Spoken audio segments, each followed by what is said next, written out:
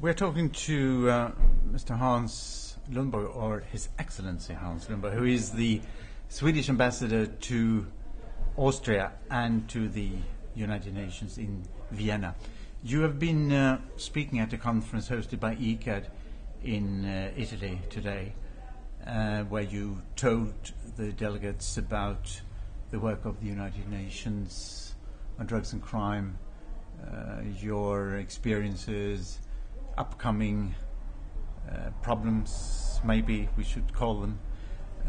But we would like to ask you, what would you regard as the main challenges for the future when it comes to drug policy? I think it's to create political awareness and political pressure and political willingness to do something to the drug problem. I see a lack of interest, a lack of willingness to really put the effort that is needed in order to combat narcotic drugs. I can see that clearly in Europe. I can see it even more clear in my own home country, in Sweden, that we need much more efforts to mobilize strong political support and strong political willingness to actually go out and increase and spend resources in the struggle against drugs. Because what we see now is also the movement of legalizing narcotic drugs to give up. And you see many examples from the war in Mexico, for instance. People say that, okay, this is an endless war. Why don't we legalize cocaine in order to get rid of, the same way as we legalized the alcohol in the United States in the 30s. But I think we should be very aware about the terrible effect it could have on the consumption of drugs. I mean, they are talking about legalizing the opium production in Afghanistan in order to use the opium for medical purposes. It's completely impossible in a country like Afghanistan where you don't control the country. So it will still go over to the black market. And that will be the case in Mexico too. It's not a solution to legalize. The only solution we have is to continue to struggle against drugs. Why do you think that there is a decrease in interest in the fight against drugs, or maybe there isn't a decrease? Is there still the same interest, or is it only a question about lack of resources, or is there a lack of interest? I think it's a combination, and also a combination that you have so many other issues which is on the agenda for the politicians. The economic crisis is the top priority, and when you have an economic crisis, you are not looking at those who actually need the most support. You are looking at the need for the middle class and overclass. And that is an effect. We could see that so clear in the beginning of the 90s in Sweden, when we had actually built enormously very good and fantastic resources on the prevention side and on the treatment side. But during the economic crisis in the beginning of the 90s, everything disappeared, nearly everything. Some perhaps was good that it disappeared, but some of them were quite good and well developed, different types of treatment facilities, different type of prevention activities.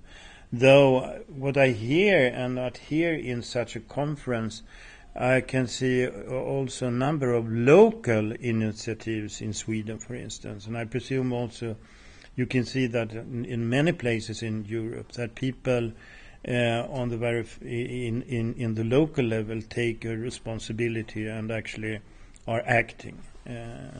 So it's not just a black picture that I paint, but I think for my top priority is to get on the local level, on the national level, much more of political willingness, but also on the international level, because we see a growing, much quite quickly growing problems in many of the developing countries.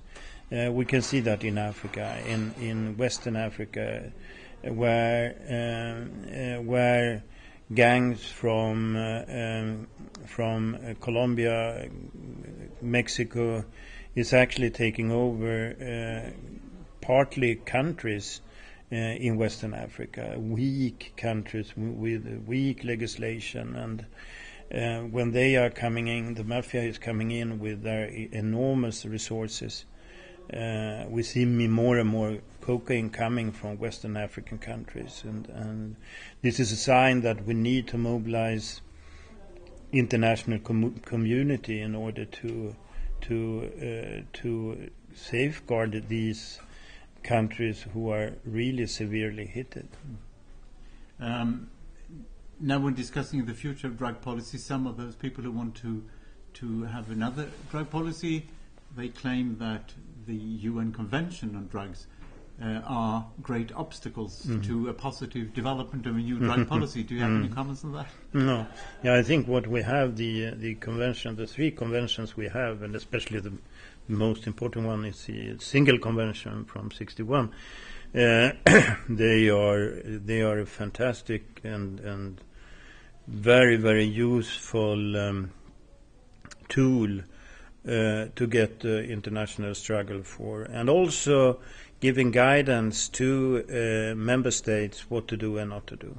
Of course, that they are disturbed. Some of the countries are disturbed that they are criticized by the International Narcotic Control Board, the board who has the duty to and responsibility to look after how member states are fulfilling their obligation in the different conventions.